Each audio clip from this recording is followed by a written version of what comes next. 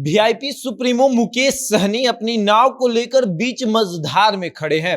कभी इंडिया गठबंधन की तरफ देख रहे हैं तो कभी एनडीए गठबंधन की तरफ देख रहे हैं। उन्हें ऐसा एहसास हो रहा है कि कोई तो हमें बुला लेगा, या तो नरेंद्र मोदी बुला लेंगे या फिर इधर से नीतीश कुमार ही बुला लेंगे। और नीतीश कुमार तो छोड़िए, कम से कम लालू यादव का इतना गुणगान कर रहे हैं, वो तो कम से कम बुलाकर पीठ थपथपा देंगे। लेकिन नाव बीच मझधार में खड़ी है, किनारे कहीं लग नहीं रही है।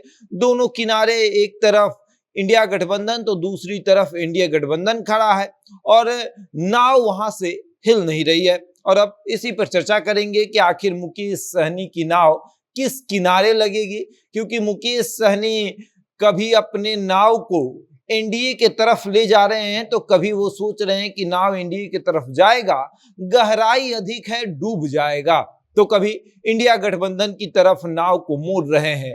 फिर ये एहसास हो रहा है कि धोखा तो इधर भी मिला था। और अब आगे क्या होगा, विस्तार से सब कुछ आपको समझाएंगे। लेकिन उसके पहले नमस्कार, मेरा नाम शशांक पांडे है। आप जनता जंक्शन पर मुझे देख रहे हैं, कैमरे के पीछे विशाल खड़े हैं। और अब आते हैं मुकेश सहनी पर। मुकेश सहनी अपनी नाव लेकर बीच मझधार में खड़े हो चुके हैं। अब चुनावी जंग जो है वो शुरू हो चुका है और इनकी नाव किनारे लगने का नाम नहीं ले रही है। मुकेश सहनी देख रहे हैं कि एक तरफ खाई बहुत है, अब किधर जाना है, और दूसरी तरफ धोखा मिला है। धोखा तो दोनों तरफ मिला है।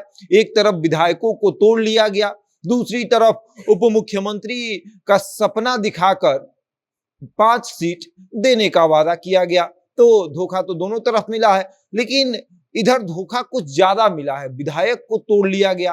अब मुकेश सहनी सोच रहे हैं कि गुणगान दोनों का कर लेते हैं। कोई तो बुलाकर पीठ थपथपा देगा, कोई तो कह देगा कि नाव में बैठा दो, पार लगा दो, और पार लगाने का जो होगा पैसा, चार्ज जो होता है, वो हम अपने जो है लोकसभा सीट को मांगेंगे, कहेंगे कि हमको इतना दीजिए, हम आपको पार घाट तो लगाएंगे, लेकिन बदले में हमको कम से कम ज्यादा से ज्यादा सीट चाहिए।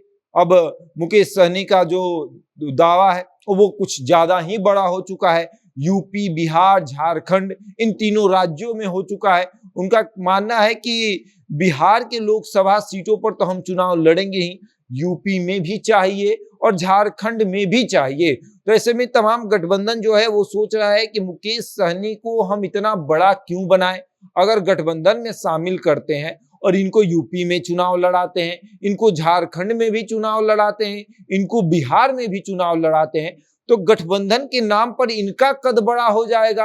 और जब इनका कद बड़ा हो जाएगा तो ये हमको छोटा समझने लगेंगे। इसलिए कोई गठबंधन इनको अपने साथ लेने को तैयार नहीं है।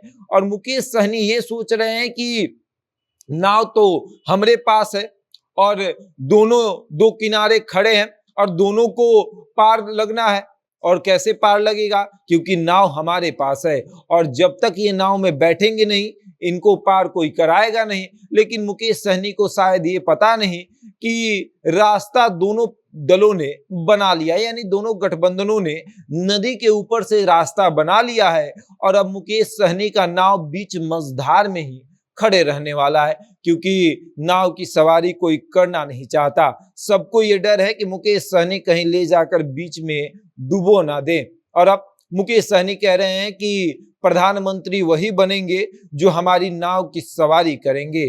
तो शायद अब मुकेश सहनी को ये पता नहीं कि नाव की सवारी बहुत कम लोग कर रहे हैं, नदी के ऊपर पुल बनकर तैयार हो चुका है। और अब आगे देखिए क्या होता है। 2024 में लोकसभा का चुनाव, यानी कुछ महीनों बाद लोकसभा का चुनाव होने वाला है।